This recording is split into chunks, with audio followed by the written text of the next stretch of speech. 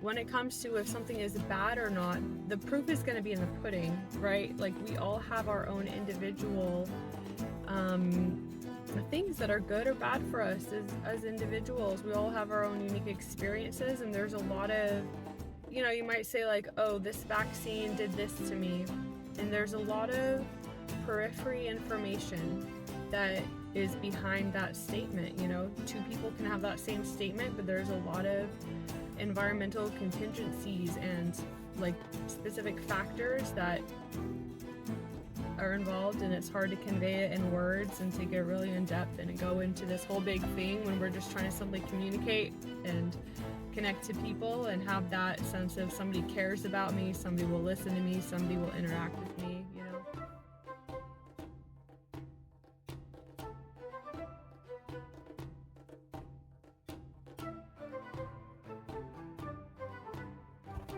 Hey,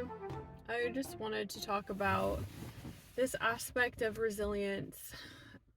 feeling in control, feeling like there are actions we can take, feeling connected to other people, feeling like we can connect with fellow people and establish community around people who are currently in their lives finding that important sense of control in a similar way. The way I see control is that, if you're trying to find a solution to a problem that is causing you so much pain, if you have physical pain, if you have emotional pain, if you know we have to start with some kind of theory, right? To be like, I think this might be the solution to the pain. And um and we experiment, we try it out. We say, okay, I think this is the thing. We learn more about it, we try things, we connect with people. And just that alone, whatever our theory is, doing that alone is really crucial for people's mental health and wellness. And I think it's important to encourage that function happening in people, that process happening in people, whether or not we agree with the thing they're experimenting for. If what they're experimenting for is wrong, for example, in my own life, my mom is investigating the idea of vaccines being just point blank evil around the board, because she feels that it may have been a factor or correlated to the time that she started feeling sickness, and there are many ways for me to understand and see objectively that she's been telling me these symptoms for a long time, and that I feel like her having that community where she can talk to other people about being concerned about vaccines and experimenting for herself, to be like, if this is my theory of what is causing my pain, does it help me to manage my pain and to stop my pain? I think it's really important for her to have that process of experimentation and trusting herself, because when it comes to if something is bad or not, the proof is going to be in the pudding, right? Like, we all have our own individual things that are good or bad for us as individuals. We all have our own unique experiences, and there's a lot of, you might say, like, oh, this vaccine did this to me. And there's a lot of periphery information that is behind that statement. Two people can have that same statement, but there's a lot of environmental contingencies and, like, specific factors that are involved, and it's hard to convey it in words and to get really in depth and go into this whole big thing when we're just trying to simply communicate and connect to people and have that sense of somebody cares about me, somebody will listen to me, somebody will interact with me. So I think it's just a part of resilience. It's so important to encourage people in our lives and encourage ourselves to see things from an experiment standpoint, to be like,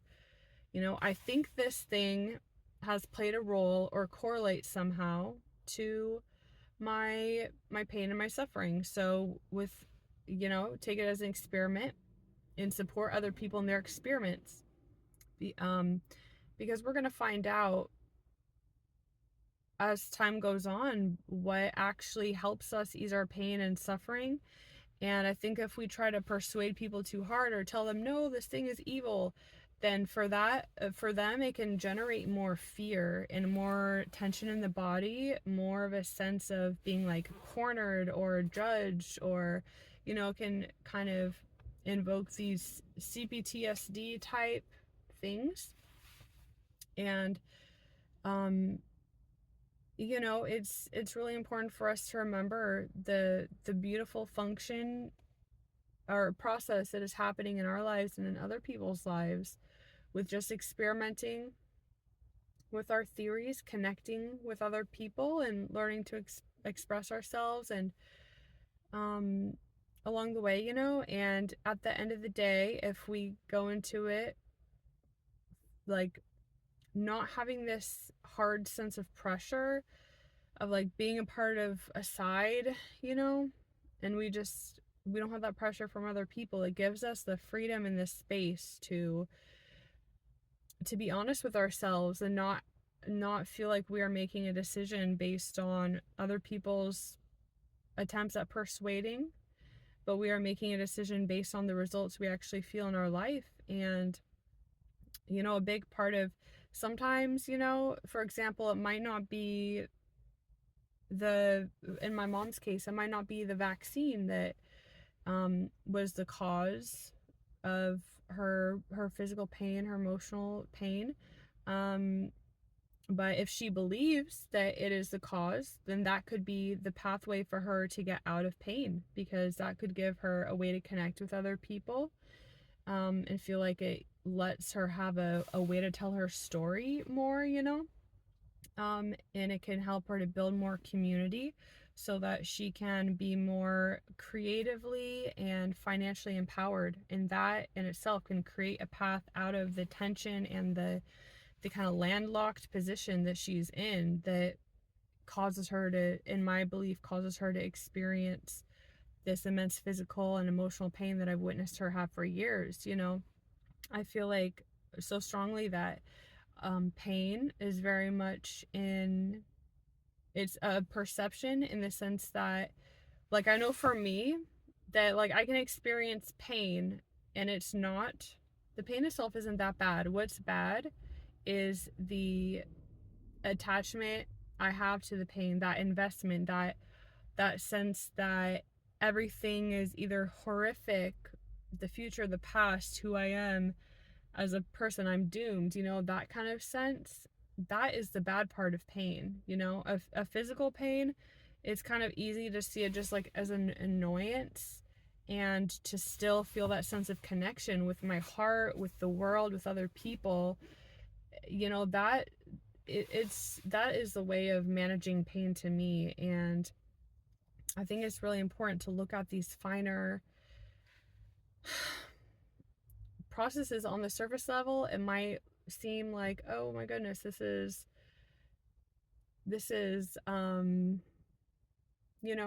moral gray areas, and a lot to sift through, and a lot of, there isn't just that certainty. That's another thing I was going to say, that a lot of the time, a part of resilience is just being certain, feeling certain about something. That's why people kind of get tied into negative, in my belief, negative things, because, like, for example, religion, because what they're after is that sense of certainty. And, and we can be persuaded to, or I'm sorry, we can kind of be distracted sometimes and accidentally doing harm in other people's lives by trying to persuade them,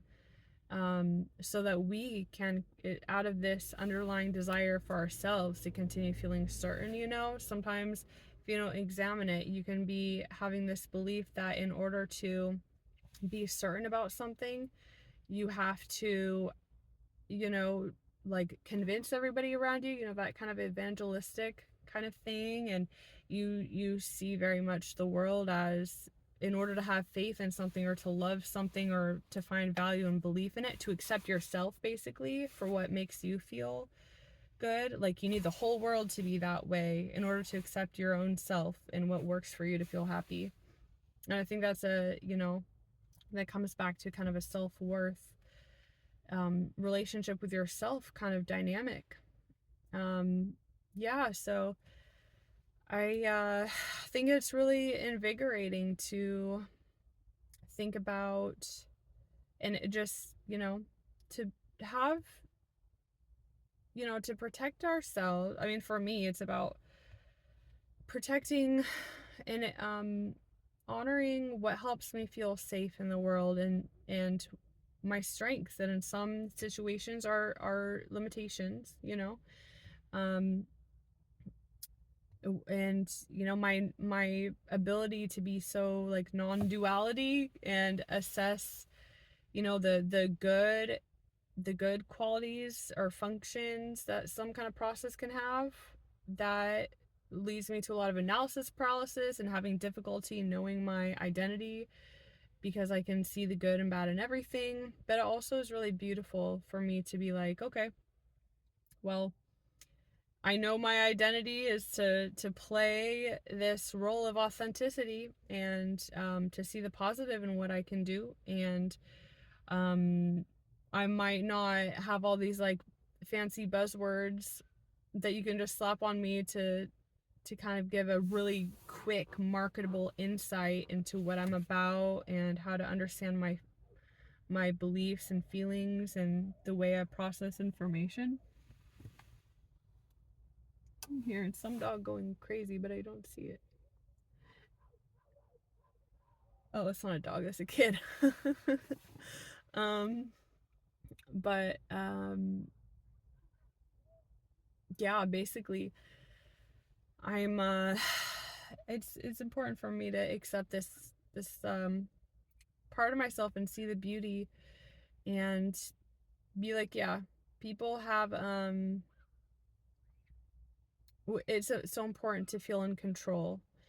and to feel like we can take actions, we can be experimenting. And I think it's important to remember it's supposed to be an experiment to find what actually works for you. I think that's where a lot of people get tripped up and feeling like they have to be like, this is the thing, this is the solution to my pain, this is my end all be all perspective on something. And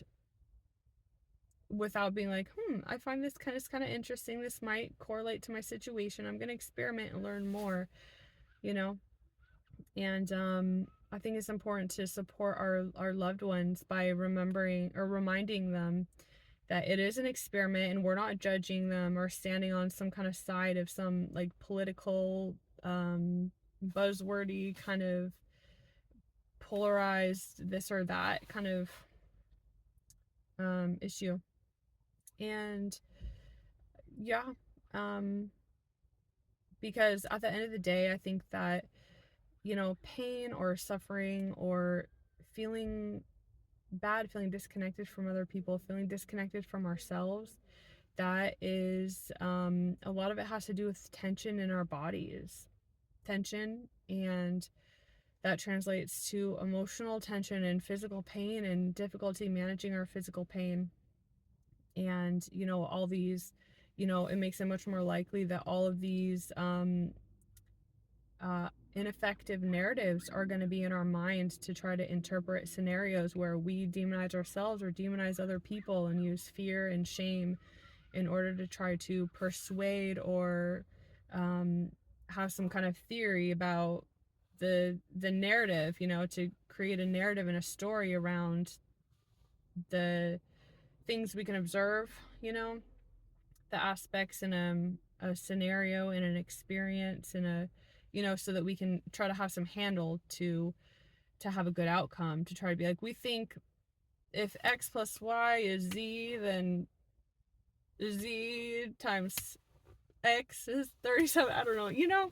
like we try to piece together narratives in this way to feel in control and feel safe and have good outcomes, and it can lead to us accidentally working against one another if we don't remember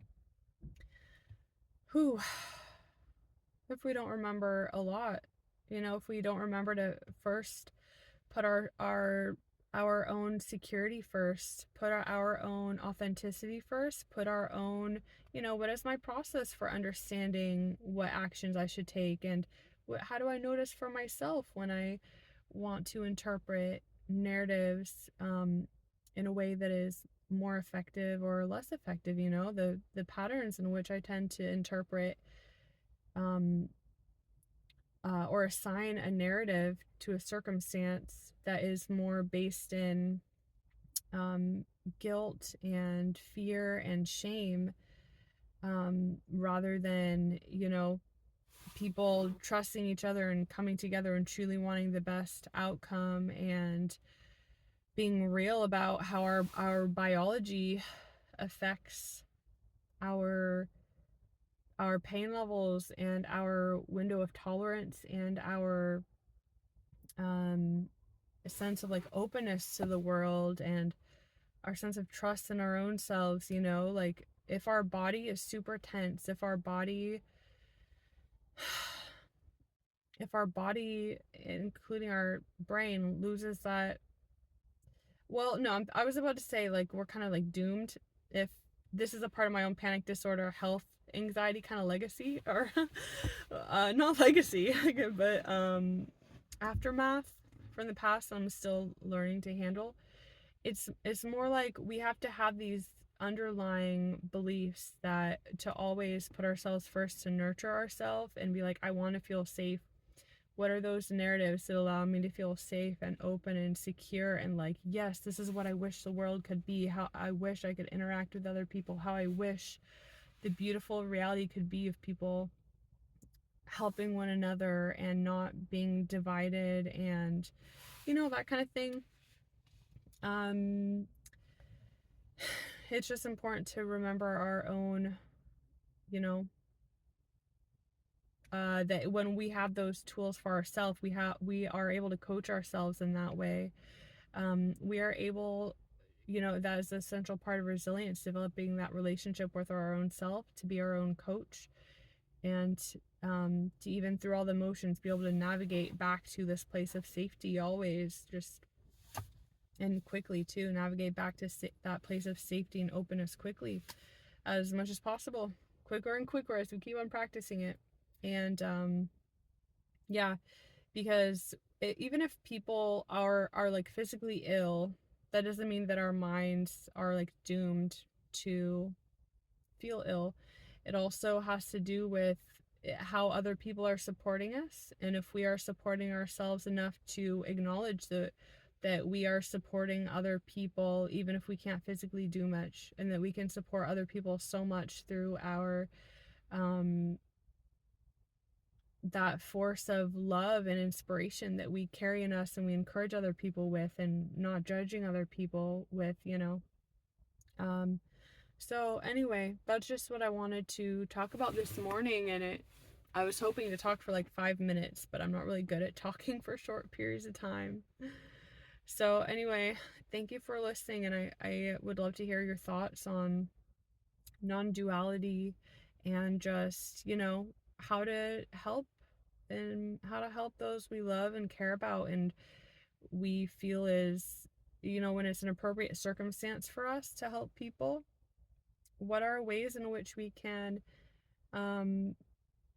help, help provide that guidance to people while also honoring the other person's intelligence and encouraging them to trust their own process and trust themselves again, and to see it more as an experiment where they don't have to just gravitate towards one side or the other and stick to it in order to try to um, gain a footing or gain a sense of identity or gain that sense of certainty and being in control, and yeah, just experimenting. And like, I really affirm for you that you will experiment in your own life, and I'm sure you can just continue to experiment with theories about what you need, what works for you, who you actually are as an individual, what really nurtures you, and knowing that the proof is in the pudding. Like, we can only do so much to try to use CBT and ABA or whatever else behavior modification techniques. It's important for us to be able to meet in the middle and do our own due part to mitigate the stress where we can. But to some extent, we just have to trust that our authentic self, our actual unidentified needs will emerge in time. And the only way to see what our unidentified needs were is when we have the confidence that, oh yeah, I have been putting myself forward to try to mitigate the pain as much as possible, and I still have, it's not sustainable long term. So anyway, yeah, thank you so much for listening, and love to hear your thoughts. Take care.